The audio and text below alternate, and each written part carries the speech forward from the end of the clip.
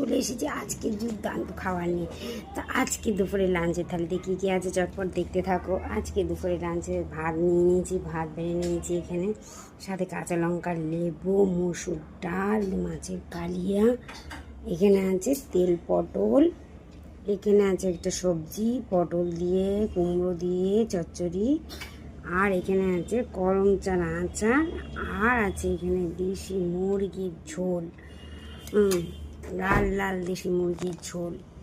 তো তোমাদের কাছে এরকম লাল লাল দেশি মুরগির ঝোল তোমাদের কেমন লাগে অবশ্যই কমেন্ট করে জানিও। তা আজকে দুপুরের লাঞ্চের মেনু এই ছিল। ভালো লাগলে অবশ্যই কমেন্ট করো, আর অবশ্যই লাইক করো, আর পাশে থেকেও। সব নতুন ভিডিও আবার তোমাদের সামনে নিয়ে চলে আসবো।